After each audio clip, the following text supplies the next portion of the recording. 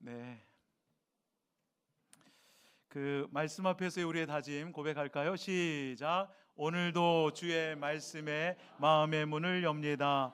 말씀하여 주옵소서. 듣고 깨닫고 말씀대로 살겠습니다. 아멘. 네, 제가 오늘 1부 때 성경 봉독을 제가 읽었는데요. 되게 길더라고요. 오늘 김명철 권사님 어디 계시죠? 예. 예. 오늘 애써 주셨어요. 이게 굉장히 긴 본문이기 때문에 여기 떨리는 자리이기 때문에 읽어 내려가기가 쉽지 않으셨을 텐데 잘 읽어 주셨습니다. 감사합니다. 오늘 성경 이야기는요. 어제 금요기도회 때 우리 고재동 목사님이 사무엘상 같은 장 30장 1절부터 8절까지의 본문을 가지고 오늘 이야기를 좀 언급하는데 저는 7절부터 25절까지 읽었거든요. 근데 그 어떤 논점이 달라요. 그런데 굉장히 그 오늘 이야기는 참 재밌는 이야기입니다. 그리고 희노애락이 다 담겨져 있기 때문에 오늘 이 말씀에서 은혜를 받지 못한다라고 하는 것은 거의 뭐 100사람이면 100사람 다 은혜를 받을 수가 있어요. 잘 따라오시면. 그러니까 잘 따라와 보시기에 희노애락이 다 묻어 있으니까요. 이스라엘의 첫 번째 왕은 사울 왕입니다. 그런데 그가 이제 왕이 첫 번째 왕이지만 두 번째 왕이 사무엘 선지자에 의해서 왕으로 세워지는 사람이 다윗이잖아요. 근데 다윗이 왕으로 기름 부음을 받았지만 20년 동안 사울 왕의 이 살기등등한 이 칼날을 피해서 막 떠돌이 생활을 하고 도망자 생활을 했다는 것은 우리가 다 알고 있는 내용이잖아요. 2주 전 우리가 구약 성경 통독 범위 가운데 사무엘상 18장부터 20장까지의 말씀을 읽으셨을 텐데 그 18장과 20장까지의 말씀을 보게 되면 사울이 다윗을 죽이려고 6번을 시도합니다. 물론 그 시도가 다 물거품으로 끝나죠. 그랬더니 얼마나 화가 났겠어요. 그래서 사울 왕은 아주 대대적인 병력을 동원해서 이제 완전히 다윗을 제거해야겠다 이런 마음을 품게 되거든요. 그래서 다윗은 이곳저곳을 도망을 하게 되는데 그렇게 해서 가게 된 곳이 아둘람 동굴로 숨어 들어가지 않습니까? 그때 다윗을 찾아온 사람들이 다윗의 군사죠. 한 400명 가량이 다윗에게 옵니다. 이 아둘람 굴에 있을 때에 그 말씀이 오늘 우리가 30장 읽었습니다만 22장 1절에서 2절 말씀 보면 그러므로 다윗이 그곳을 떠나 아둘람 굴로 도망하며 그의 형제와 아버지의 온 집이 듣고 그리로 내려가서 그에게 이르렀고, 그러니까 뭔가 다윗의 친족들도 왔던 것 같고 2절 말씀을 보겠습니다. 환난당한 모든 자, 그러니까 사울의 폭정 앞에 환난을 당하고 빚진 모든 자, 마음에 원통한 자가 다 다윗에게로 모여들었다. 그래서 그 다윗은 그들의 400명의 우두머리가 되었는데 그와 함께한 자가 이제 400명이었다. 이 다윗과 400명 용사.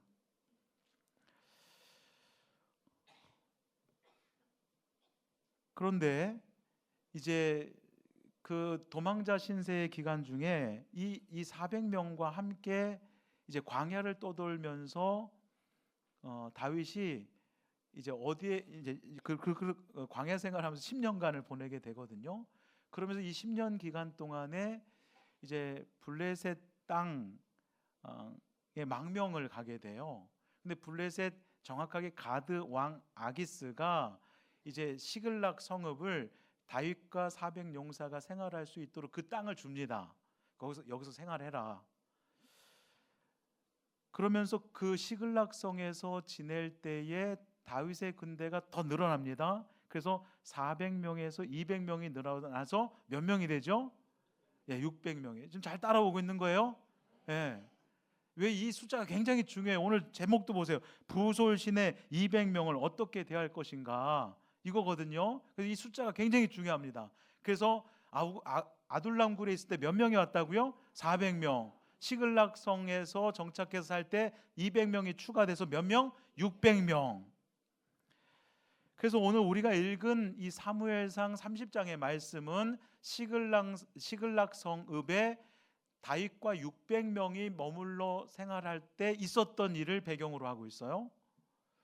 어느 날 다윗과 이 600명의 군사는 이제 자녀들이 있지 않았겠어요? 그리고 이제 아내들을 이 시글락 성읍에 남겨두고 지금 블레셋 가드왕 아기스로부터 이 성읍 땅을 받았으니까 지금 또 사울 왕의 그 칼날을 피해서 이 적국인 블레셋 땅까지 들어왔으니까 블레셋 아기스 왕이 하자는 대로 하는 거예요. 그래서 지금 아기스 왕과 함께 군사 작전을 펼치기 위해서 멀리 떠나게 됩니다.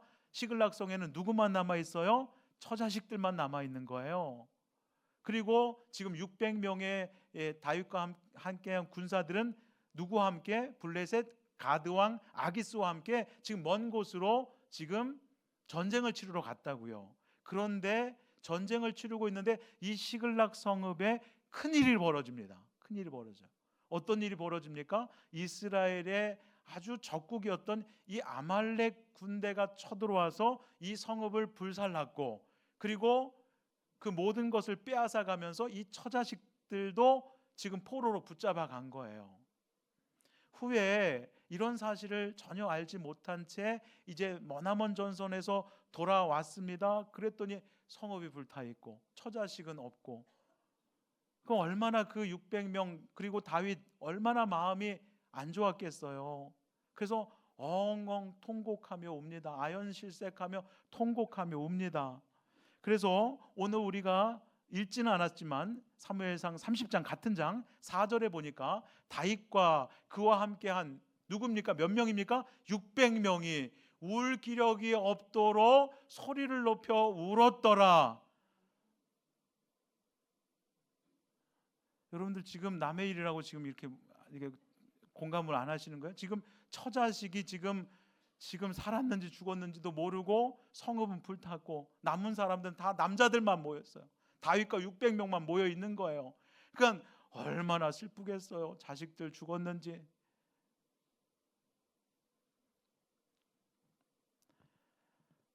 그러면서 이제 이 감정이 추스려지고 눈물이 거두어지고 이제 이성적 생각을 하게 될 때에 이 화살을 누구에게 돌립니까? 다윗에게 돌립니다. 우리가 이 시글락을 떠나지 않았다면, 이 적국 블레셋 가드왕 아기스 명령을 우리가 따르지 않고 이 자리를 지켜냈다면 아말렉 군대가 들어왔어도 우리는 우리의 처자식을, 우리의 재산을 보호하지 않았겠느냐 하면서 다윗에게 막 돌로 치려고 하는 거예요. 그래서 오늘 7절을 읽었지만 6절 말씀에 보니까 이렇습니다. 백성들이 600명의 이 다윗의 용사들이 자녀들 때문에 마음이 슬퍼서, 보세요, 아내들 때문에 울지 않잖아요. 남편들이 이렇다니까요. 여러분들, 남편들이 지금 아내들도 지금 붙잡혀 갔는데 자녀들 때문에 슬퍼. 저 이거 몰랐어요. 오늘 일부 예배 때 이거 발견하고 아주 그냥 놀랐습니다. 자녀들 때문에 마음이 슬퍼서 울지 아내 때문에 슬퍼서 울었다는 내용이 없어요. 아무튼 다윗을 돌로 치자 하니 다윗이 크게 다급해집니다. 당연하지 않겠어? 돌로 치려고 하는데 돌로 막 다급해져. 그러나 다윗의 위대함이 여기에 있어요. 거기서 마음을 진정시키고 평정심을 유지하면서 하나님을 의지하는 가운데 하나님으로 어떻게 힘을 얻고 용기를 얻었더라. 그런 뒤에 오늘 우리가 읽은 7절로 8절 말씀에 보면 제사장 아비아들에게 찾아가 다윗이 조언을 구합니다. 그와 함께 또 기도를 하는 가운데 응답을 받아요. 그 말씀, 우리 8절 말씀 보겠습니다. 다윗이 여호와께 묻자와 이르되 내가 이 군대 아말렉 군대를 추격하면 따라잡겠나이까 하니 여호와께서 그에게 대답하시되 그를 쫓아가라. 내가 반드시 따라잡고 도로 찾으리라. 그래서 어제 고재동 목사님께서 이 질문기도, 하나님과의 그 어떤 인격적인 만남과 하나님의 역사하심을 경험한 사람은 순간순간 이 질문기도를 하게 되어 있다라고 말씀을 드렸고, 이 질문기도에 하나님께서 응답하신 거예요. 따라가도 되겠습니까? 따라잡을 수 있겠어요? 따라가라. 붙잡을 수 있다. 응답을 받은 것이죠. 그렇게 해서 이제 시글락을 떠나죠. 이 시글락은 다 이제 불탔으니까 또 처자식 잡으러 이제 아말렉 군대를 잡으러 가야 될 거 아닙니까? 그래서 이 다윗과 600명이 아주 빠른 걸음으로 뛰어갔는지도 모르겠어요. 한 24km 정도 막 뛰어가서 하나의 시내를 만나는데 그 시내가 부솔 시내예요. 근데 이 600명 가운데 200명이 나자빠졌어요. 나자빠졌어요. 못 가겠다. 못 가겠다. 당연하죠. 못 가죠. 왜냐하면 지금 그 블레셋 아기스 왕과 먼 전선에서 돌아올 때에 얼마나 전쟁 치러보셨어요? 사람들과 공격하고 막 그 긴장감, 그 초조함, 잠을 제대로 잤겠어요? 그러면서 그 머나먼 길을 돌아오는데 한 가지 소망이 있다면, 아우 집에 가서 우리 처자식들 그리고 두 다리 쭉 뻗고 좀 쉼을 누려야겠다, 이렇게 생각하고 시글락성에 도착을 했는데 다 불타 있고 처자식은 온데간데 없으니, 그러면서 이 다윗이 하나님 앞에 물으니까 쫓아가라, 붙잡을 수 있다고 하니까 막 한 걸음에 달려가서 24km를 간 거예요. 그런데 부솔 시내에서 200명이 나자빠진 거예요. 못 가겠다고, 다리를 움직일 수 없다고, 못 가겠다고 포기한 거예요. 이런 상황 속에서 이제 어떻게 했냐면 오늘 9절로 10절 말씀 보세요. 이에 다윗과 그와 함께한 600명이 가서 부솔 시내에 이르렀습니다. 뒤떨어진 자를 거기에 머물게 했다. 그게 몇 명이에요? 200명을 거기에 머물게 하고 곧 피곤하여 부솔 시내를 건너지 못한 200명을 거기에 머물게 했고, 다윗은 400명만 거느리고 쫓아갔다. 그러니까 아굴람굴에서 400명, 시글락성에서 200명이 합쳐졌는데, 여러분들 이렇게 착각하면 안 됩니다.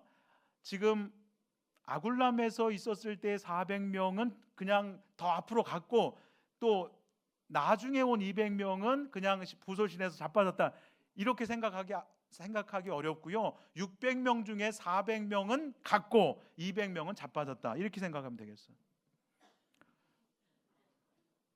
그런데 오늘 설교를 제가 진행하면서 오늘 설교의 관심은 부솔 시내 200명을 어떻게 대할 것인가, 여기에 초점이 맞춰져 있잖아요. 그런데 이 400명이 아말렉을 추격해서 어떻게 됐을까를 알아야지만 이 부솔 시내에 머물고 있는 200명에 대한 이해가 쉽기 때문에 우리는 다시금 다윗과 400명의 그 추적하는 길을 한번 따라가 보겠습니다. 막 추격하고 가는 거예요. 400명 막 가는데, 처자식을 구해야겠다라고 하는 일념 하나로 가는데 애굽 소년을 만나게 되는 거예요. 근데 이 애굽 소년이 거반 죽게 된 거예요. 근데 이 애굽 소년이 누구냐? 아말렉의 어떤 주인의 노예였던 것 같아요. 그런데 병들고 쓸모없으니까 그냥 갖다 내다 버린 거예요. 그렇게 해서 3일 동안 먹지 못하고 마시지 못하고 정말 거의 죽어가는 상황이에요. 그런데 다윗과 함께 했던 400명이 지금 적개심에 불타 있고 이 아말렉 군대를 내가 죽여야겠다라고 막 달려가고 있는데, 그 한 사람이 보이겠어요? 안 보이겠어요? 안 보일만 한데 그 애굽 사람, 그 한 소년, 이 다 죽어가고 있는 사람에게 관심을 베풀고 친절을 베풀고 그러면서 먹을 것을 공급해주고, 그런 내용이 오늘 우리가 읽은 11절로 12절에 나오거든요. 그래서 무리가 들에서 애굽 사람 하나를 만났다. 다 죽어가고 있는 애굽 소년이에요. 아말렉 주인은 이제 쓸모없다고 다 버린 거예요. 3일을 굶었으니 이제 숨도 쉬기 어려운 상황입니다. 그를 만났는데 그를 다윗에게로 데려옵니다. 400명 용사들이. 그래서 떡을 주어 먹게 하며 물을 마시게 하고, 다음 말씀, 그에게 무화과 뭉치에서 뗀 덩이 하나와 건포도 2송이를 주었으니 그가 밤낮 사흘 동안 떡도 먹지 못하였고 물도 마시지 못하였음이니라. 그런데 그것을 먹고 그것을 마시고 정신이 드는 거죠. 그러면 이 애굽 소녀는 다윗과 400명의 사람들이 생명의 은인이죠. 먹고 기력을 찾았으니까. 그러면 고맙겠어요? 화가 나겠어요? 지금 잘 따라오고 있는 거죠? 막 고맙고 감사해가지고 어쩔 줄 모르겠죠. 자기의 생명을 건져줬으니까. 그럼 이 고마움과 감사함은 표현돼야겠어요? 그냥 마음으로만 하면 되겠어요? 표현돼야죠. 그러니까 하는 건 잘 알아요, 여러분들. 하는 건 잘 알아요. 고마우면 표현하고, 고맙다고, 여보 고마워요, 아침마다 이렇게 따뜻한 밥을 해주니 너무 고마워요. 그러면 또 아내, 이렇게 제가 또 음식이 좀 약한데 이렇게 잘 먹어주니 우리 남편 고마워요. 표현해야 되는데 그냥 밥만 먹는 거예요. 밥만 먹어요. 이 애굽 소녀는 이 감사함과 고마움을 표현한 거예요. 어떻게 표현했을까요? 지금 다윗이 우리에게 아말렉이 있는 곳을 가르쳐 주겠냐 그랬더니 저의 생명을 지켜주신다 약속하시면 알려드리겠습니다. 그것도 소상히 상세하게 가르쳐 드리겠습니다. 여러분들, 전쟁의 승패는요 아주 사소한 것에 있습니다. 지금 아말렉 주인은 쓸모없다고 내다 버렸습니다. 그런데 그것 때문에 아말렉은 조금 있다 대참극을 당하거든요. 그런데 이 다윗과 함께 했던 400명은 이 죽어가는 애굽 소년을 구해 주었더니 그로 인해서 전쟁에서 대승할 뿐 아니라 많은 노획물 전리품들을 이렇게 취하는 그런 놀라운 일이 벌어지게 되거든요. 오늘 설교와도 연결되는 부분이 있기 때문에 여러분께 한번 질문해 보겠습니다. 제 아무리 보잘것없는 저 병들어서 죽어가고 있는 저 애굽 소년이라 할지라도 그를 무시하면 되겠습니까? 안 되겠습니까? 안 되겠어요. 업신여기면 되겠습니까? 안 되겠습니까? 안 되겠어요. 막 대하면 되겠습니까? 안 되겠어요? 안 되겠다는 거. 오늘 말씀과 연결되기 때문에 이 질문을 드립니다. 여러분 답하셨어요. 우리 주님께서도 말씀하셨죠. 제자들에게 신신당부하셨어요. 지극히 작은 자 소자입니다. 소자에게 물 한 잔 건네준 것은 바로 나에게 한 거야 라고 말씀하시지 않았습니까? 우리 부곡장로교회는 작은 소자에게 더욱더 많은 관심과 사랑을 베푸는 건강한 교회 공동체가 되어지기를 간절히 소망합니다. 계속해서 말씀을 보게 되면 애굽 사람이 이 애굽 소년이 알려준 대로 다윗 군대는 아말렉이 머무르고 있는 그 적진에 기습을 하죠. 그랬더니 가봤더니요 난리가 났어요. 개판 5분 전이에요. 왜냐하면 시글락에서 많은 아녀자들을 데려왔고 많은 전리품을 가져왔으니까 막 잔치가 베풀었는데 보초도 세우지 않았어요. 파수꾼도 세우지 않았어요. 먹고 마시고 춤추고 난리가 난 거예요. 그러면 질문 드려볼게요. 다윗이 400명을 이끌고 이 아말렉 이 대군을 무찌르기가 쉬웠겠어요? 쉬웠겠어요? 어려웠겠어요? 완전 무장을 해제하고 춤추고 술 먹고 막 이리 와라 저리 와라 하고 있는데 다윗과 400명 군대 가서 톡톡톡 그냥 금방 끝났어요. 금방 전쟁이. 그랬더니 모든 빼앗겼던 것을 다 찾아올 수 있었고 한 사람도 아내가 죽지 않았고 한 사람도 자녀들이 해함을 받지 않았어요. 그리고 이 아말렉 군대가 여러 마을들을 돌아다니면서 획득한 이 전리품들이 많았는데 그걸 다 차지하게 되었어요. 얼마나 기분이 좋겠어요. 그래서 오는데 이 사람 못 믿을 게 사람입니다. 어떻게 하나 보세요. 20절 말씀. 다윗이 또 양떼와 소떼를 다 되찾았더니 무리가 그 가축들을 앞에 몰고 가며 이르되 이는 다윗의 전리품이다. 시글락성에 도착했을 때 600명이 다윗에게 너 때문이다 이놈아, 너 때문에 우리 처자식 다 빼앗기고 지금 죽었는지 살았는지도 모르고 돌로 쳐 죽이려고 했을 때 다윗이 다급했지만 하나님에 의지하면서 다시금 힘을 얻고 용기를 얻지 않았습니까? 그런데 지금 모든 것을 되찾고 그리고 자기들이 생각한 것보다 더 많은 것을 얻게 되니까 이것은 다윗의 전리품이요. 이게 사람입니다. 이게 사람이야. 나는 그렇지 않겠지. 저나 여러분이나 똑같습니다. 대승을 거두며 기뻐하던 그들은 이제 부솔 시내에 도착을 하게 되거든요. 부솔 시내에 도착하니까 거기 누구 있어요? 200명이 있는 거예요. 못 가겠다고 나자빠진 200명이 있는 거예요. 그러면 전투에 참여하지 못한 이 나고병사, 중도에 포기한 포기병사들. 그런데 오늘 본문 21절 말씀을 보겠습니다. 아주 저는 여기서 다윗이 너무나 멋진 사람이라는 걸 다시 한번 느끼게 되는데 다윗이 전에 피곤하여 능히 자기를 따르지 못함으로 부솔 시내에 머물게 한 200명이 이제 오는 거예요. 올 때도 어떻게 왔겠어요? 다윗 멋져라고 흔들지도 못해요. 너무나 그냥 부끄럽고 창피해가지고 그러면서 보니까 저게 내 자식도 있는 거예요. 내 아내도 오는 거예요. 얼굴을 들을 수가 없어요. 전쟁에 참여하지 힘들다고 나자빠졌으니까. 근데 저기서 오고 있는 거예요. 그들이 다윗과 그와 함께한 백성을 영접하는 거예요. 고개도 숙인 채 어서 오세요, 어서 오세요 이렇게 하고 있는 거예요. 그런데 다윗이 그 백성 200명에게 이르러 문안을 하는데, 그냥 문안했다고 나오지만 이 밑줄 친 저 색깔 저 부분을 표준세 번역으로 보니까 이렇게 되어 있습니다. 보세요. 다윗도 그 군인들에게 가까이 나아가, 200명 나자빠진 그 군인들에게 가까이 나아가 따뜻하게 문안해 주었다. 성군의 포스는 이런 데서 나오는 거예요. 사람들이 다윗을 연호하는데 다윗의 품격은 이런 데서 나오는 거예요. 볼까요? 400명 중에 일부는 난리가 났어요. 다윗이 이렇게 200명을 환대하면서 문안해 주니까 이 전쟁에 참전했던 이 400명 가운데 꼭 그런 사람 있잖아요. 오늘 말씀 22절 말씀 보겠습니다.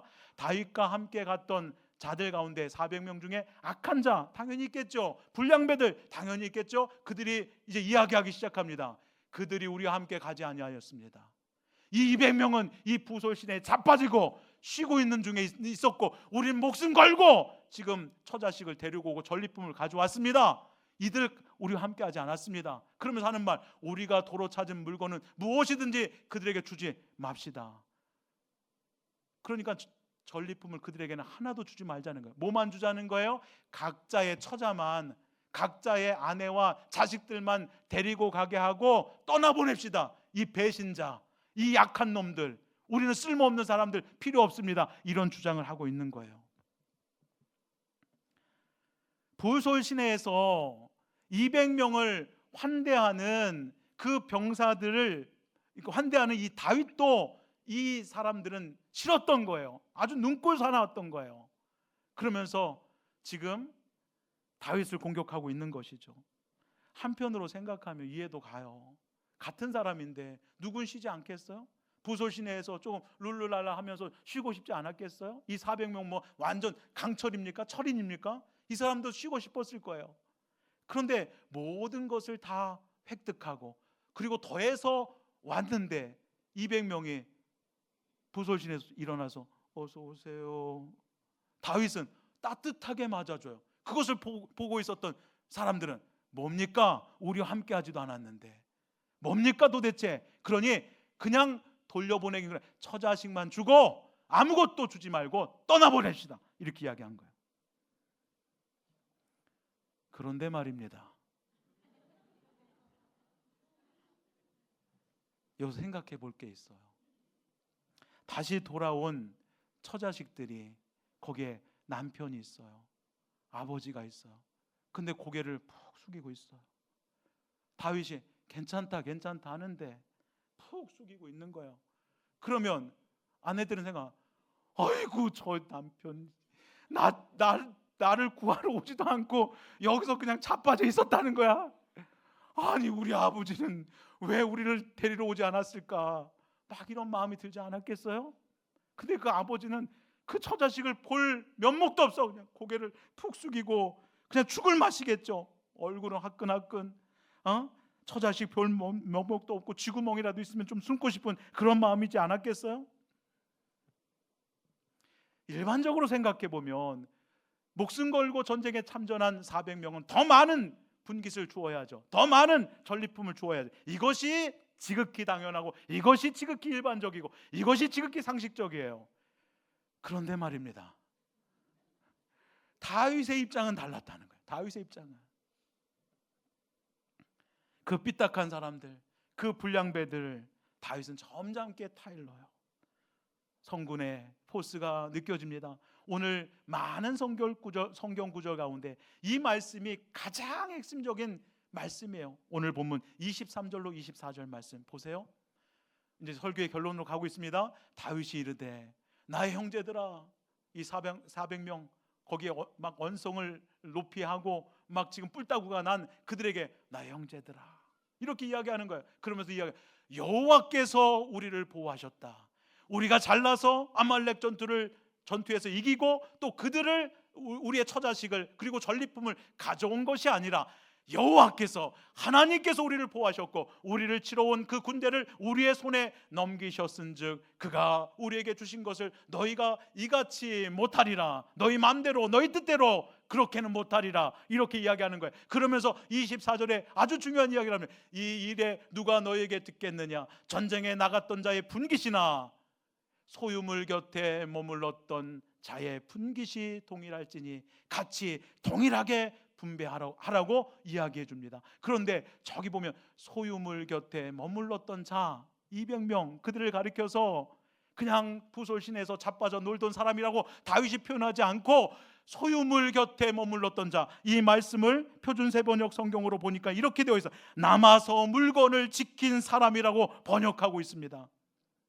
여러분들, 이 200명은 자신들이 물건을 지킬 테니까 다녀오십시오 이렇게 말한 사람 없어요. 그냥 힘들다고 자빠졌거든요. 어렵다고 자빠졌거든요. 지쳤다고 그냥 포기했거든요. 그런데 다윗이 그 처자식들을 생각하는 거예요. 너희 아버지는 그냥 자빠진 게 아니야. 우리의 소유물을 옆에서 지켜줬던 아주 고마운 사람들이다.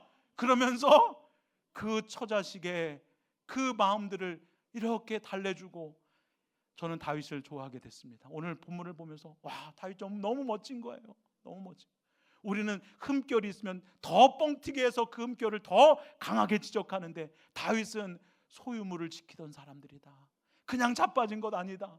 그냥 우리의 물건을 지켜주려고 그렇게 애쓴 사람들이다. 이렇게 이야기하면서 이 처자식의 그 마음을 다독거려주는, 그 자존감을 세워주는 이 멋진 다윗을 보면서 야, 우리 한평생 살아가면서 이런 표현하면서 살아야겠다, 이런 생각이 들지 않으세요? 야, 모든 사람들이 다 이렇게 할 때 형제들아, 그렇게 생각하지 말고 이 사람들 우리를 위해서 기도해 주던 분들입니다. 이 사람들이 있어서 행복합니다.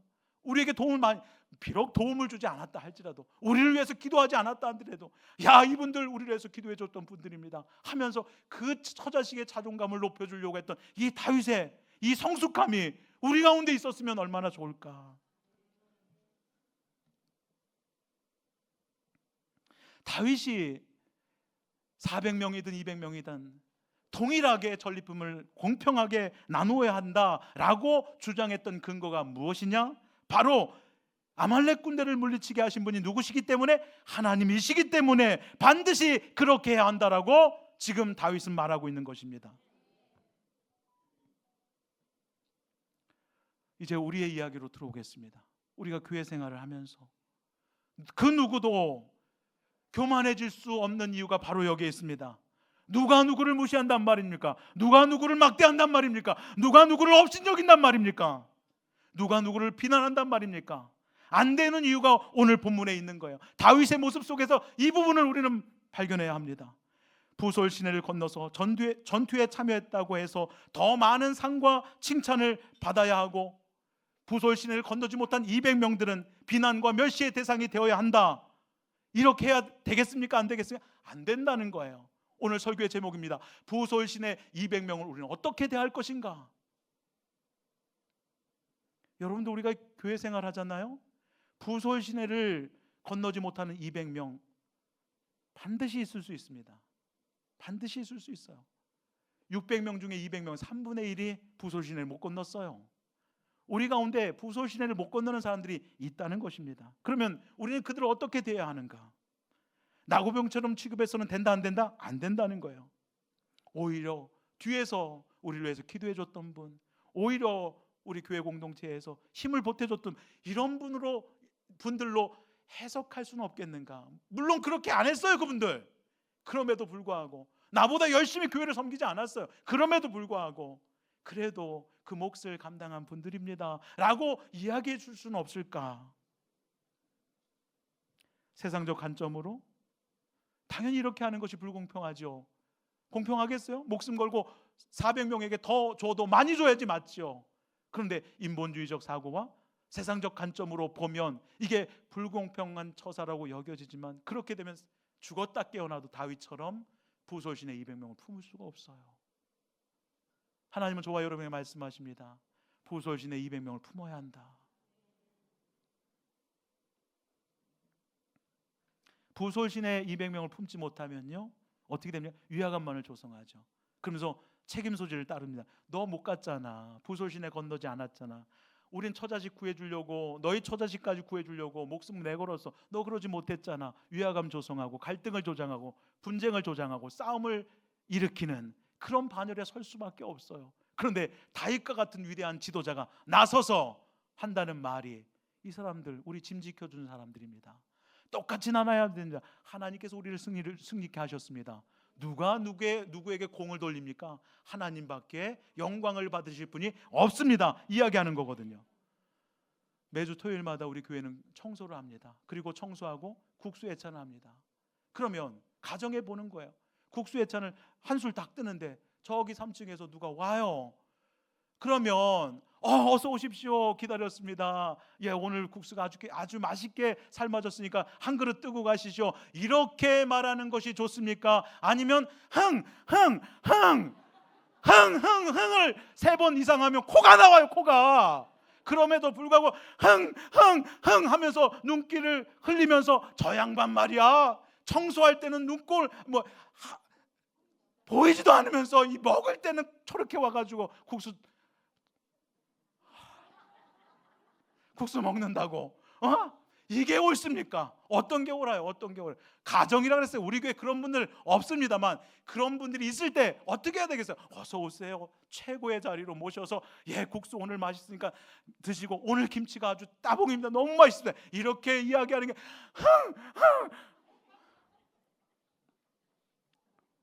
중요한 것이 뭐냐? 모든 것이 나의 수고나 노력 때문이 아니라 하나님의 은혜 때문임을 믿고 부솔 시내를 건너지 못한 이들을 이해하고 배려하고 돌봐주고, 이것이 하나님의 뜻입니다. 이것이 신앙의 공동체인 교회 공동체를 든든히 세워가는 지름길이라 저는 확실히 믿습니다. 부곡장로교회 믿음의 성도님들, 지금도 부솔 시내를 건너고 싶지만 그러나 마음은 원인데 육신이 연약하여 건너지 못하는 사람들이 있을 수 있어요. 그때 우리 공동체가, 우리 부곡장로교회가 진실로 하나님께서 기뻐하시는 교회 공동체인지, 하나님의 뜻에 서 있는 든든한 믿음의 공동체인지 알려면 부솔 시내를 건너지 못하는 이들을 우리가 어떻게 대하는가에 따라서 정해지는 거예요. 하나님의 관점, 특별히 사랑의 관점으로 보니까 부솔 시내를 건넌 400명의 군사들이나 건너지 못한 200명의 나고병이나 다 똑같은 거예요. 하나님의 관점, 사랑의 관점으로 보니까. 마태복음 20장을 보게 되면요, 천국을 비유하면서 예수님께서 포도원 품꾼의 비유를 하십니다. 제3시 오전 9시입니다. 부르러 갔습니다. 우리 포도 농장에 와서 일 좀 해줘. 제가 오늘 일할 수 있습니까? 너무 감사해요. 너무 고맙습니다. 가서 열심히 일했습니다. 포도원 주인이 또 나갑니다. 그러면서 6시 정오 12시에 나갑니다. 또 내려옵니다. 이 시간에 제가 가도 됩니까? 좋습니다. 오십시오. 예, 감사합니다. 9시 오후 3시가 됐습니다. 그런데 또 부르는 거야. 포도원에 와서 농사 좀 져주세요. 이 시간에 가도 되겠어요? 고맙습니다. 갔어요. 11시에 제 11시에 오후 5시예요. 이제 6시 1시간이면 문을 닫습니다.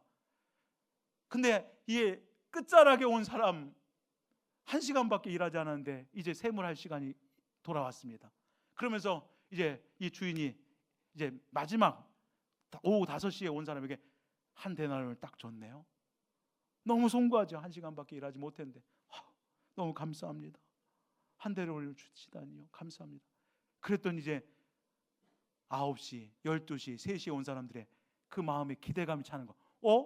1시간 일해서 나는 지금 8시간, 8데나리온, 5데나리온. 와, 오늘 대단한데? 이렇게 계산이 돌아갔겠죠.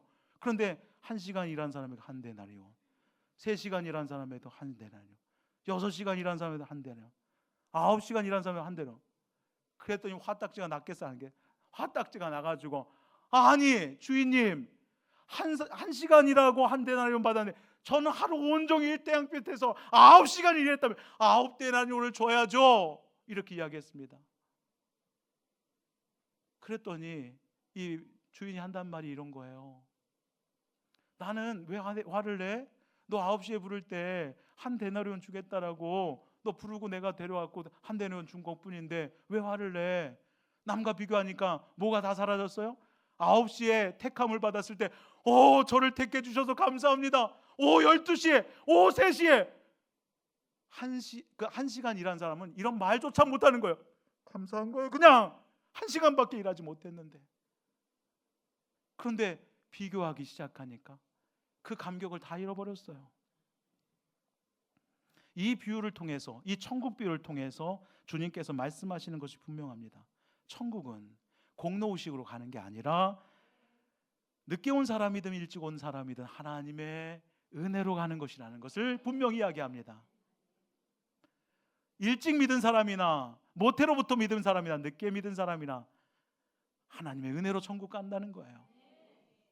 오늘 여기 제가 소개해 드리려고 하는 분이 있습니다. 다 이야기할 수가 없어요. 시간 관계상 아주 간략하게 그냥 얘기하겠습니다. 우리 오미라 우리 어르신이 오셨어요. 만나게 된 것도 기가 막힌 만남이었고, 우리 신정자 권사님을 통해서 어떻게 이건 나중에 제가 간증하게 되면 그런 이야기를 하겠습니다만, 오셨는데 저랑 옥상에 가서 이런저런, 우리 부목사님도 옆에 계셨으니까 쭉 얘기를 나눴습니다. 얘기를 나눴는데 이분의 걱정이, 연세가 92세예요. 92세. 성이 오미라, 이름이 멋지죠. 그때 자자 끌리고 오미자도 될 수 있었지만 오미라로 정하셨어요. 오미라로 아버님이 그렇게 정해 주셨대요. 근데 이 오미라 성도님이 지금 따님 한 명이 있는데 성대 약대를 나와서 약국을 하시다가 사위 따라 미국 가서 그렇게 사위도 박사, 손주도 박사 다 이렇게 잘 사시는 것 같아요. 근데 이 딸이, 남편도 요 몇 년 전에 돌아가시고 이제 남은 건 본인 하나인데, 그래서 딸이 그렇게 안부 전화를 많이 하시는 거예요. 어머니 안녕하신가? 혹시 연세가 많으셔서 돌아가신 건 아닌가? 수시로 전화하시는 거예요. 근데 이 오미라 성도님이 그렇게 생각을 하신 거예요. 혹시 내가 죽으면 딸이 오는 시간도 있을 거고 몰라주면 또 어떡하나. 그래서 막 의왕시도 돌아다니면서 내가 죽었을 때 어떻게 할 수 있는 이런 방법들을 찾으셨던 거예요. 그러면서 저한테 이야기하는 거예요. 목사님, 제가 나이 90이 넘었는데 이런 모습으로 교회 가면 사람들이 좋아하겠습니까? 제가 여쭙겠습니다. 여러분께 90이 되든 100세가 되든 또 와병 상태에 있든 휠체어를 타고 오든 건강한 모습으로 오든 우리들 중에는 그것을 흥흥하면서 눈을 흘길 사람이 있습니까? 듣고 계실 거니까 한번 말씀해 보세요. 있습니까? 없습니까? 오미라 성도님 없대요. 그런 사람 없대요. 90에 오시든 92세 오시든 우리는 환영합니다. 이 만남 자체가 하나님의 은혜 가운데 주어진 놀라운 기가 막힌 사건이니까요. 그런데 어느 교회를 가니까 내 교회가 내가 우리 교회에서 헌신도가 얼마인데, 이 교회 건축할 때 내가 헌금을 얼마나 했고, 내가 벽돌을 얼마나 쌓았고, 내가 이런데 늦게 와가지고, 지금 오미라 성도님 해서 얘기하는 거 아닙니까? 장례 치러달라고 이렇게 늦게 오는 게 어디 있어? 다른 교회는 그렇게 생각할 수 있습니다. 그러나 다른 교회가 그렇게 생각한다 할지라도 우리 부곡 장로교회만큼은 다윗과 같은 이 따뜻한 시선을 가지고 바라봐주고 잘 오셨어요. 그래서 예수 잘 믿다가 천국 가면, 그래서 제가 걱정하지 말래요. 우리 교회는요, 한 주라도 안 오면 정확하게 인원이 파악해서 바로 여기 3층입니다. 3층 쭉 올라가서 계세요 오미라 성도님, 앉아. 그 119에서 돌아가셨네. 그러면 우리 교회에서 정성스럽게 장례 치러드리고 천국 보내드렸으니까 그렇게 해드리고 따님한테 연락해서 이렇게 해드리면 되는 거잖아요. 예? 그런데 어떤 분은 3시에 왔고 12시에 왔으니까 이 1시간 온 사람이 미워 죽겠는 거예요. 자기는 3시에 온 줄도 모르고 3시간 일했고서 6시간 일했고서 9시간 일했다고. 그런데 하나님의 은혜로 구원받고 나 같은 사람도 하나님의 은혜로 구원받았을진데 오미라 성도님도 하나님께서 이 놀라운 섭리 가운데 여기까지 오게 하시고 부족한 종을 만나게 하시고 복음 제시 듣게 하시고 그러면서 여기 오기가 쉬웠을 것 같아요? 여러분은 역지사지로 생각해봐요. 나이 90이 돼가지고 내가 이 교회를 새로운 공간에 온다는 게 쉬웠겠어요? 다른 사람의 어쩌면 따가운 눈총이 있을 수도 있는데, 비난의 화살이 있을 수도 있는데, 그것을 견디면서 온다는 게 쉬운 거. 저는 저분의 용기가 대단한 거예요. 오늘 11시 40분까지 오시라고 말씀드렸을 때 신정자 권사님 연락처를 저한테 받으시고 연락하셨고 오신다 말씀하셨고 부목사님이 안내하셔서 여기 앉아 있는 게 이게 그냥 우연히 된 것입니까? 그렇다고 생각하지 않아요.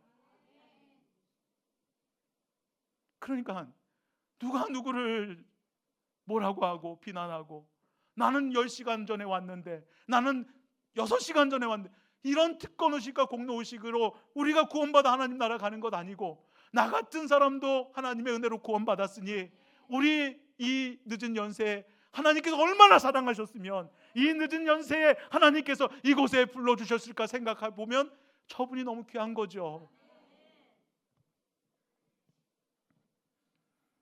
이게 예수님의 마음이에요. 이게 오늘 본문에 나온 다윗이 품었던 마음입니다.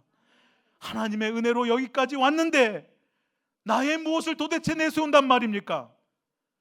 부디 예수님의 따뜻하고 넉넉하고 이해심 깊은 이 마음과 사랑으로, 그리고 200명의 이 나고병사를 품었던 이 다윗의 마음으로 남은 인생을 정말 남들 똑같이 생각하는 그런 방식으로 생각하지 말고, 남들 똑같이 생각하는 그런 행동으로 그렇게 살지 말고, 정말 결정적인 순간에 이렇게 다윗과 같이 멋지게 한마디 해주고, 괜찮아, 그럴 수 있어요, 충분히 이해합니다, 이렇게 품어주고 갈 수 있다면 이 교회야말로 하나님의 뜻을 이루는 건강한 교회가 될 것이고, 이 교회를 통해서 하나님께서는 더 멋진 사명을 감당하게 하실 줄로 믿습니다. 기도하겠습니다. 하나님 아버지, 감사합니다. 늦게 왔습니다. 혹은 일찍 왔습니다. 그러나 하나님의 은혜로 걸음걸음을 인도해 주셔서 교회 공동체의 일원이 되게 하신 하나님의 놀라운 기가 막힌 섭리의 역사를 바라보며 그저 감탄할 수밖에 없습니다. 우리들의 만남 가운데 하나님께서 깊숙하게 개입하여 주셔서 100년 안에 다 끝나버리는 우리의 인생, 예수님 알고 예수님 믿고 천국 가는데 우리 모두가 힘을 합치게 하시고, 거기에는 어떠한 특권의식도, 거기에는 어떠한 공로의식도 없이 오직 하나님의 은혜만을 자랑하는 부곡장로교회가 되게 하옵소서. 예수님의 이름으로 기도하옵나이다. 아멘.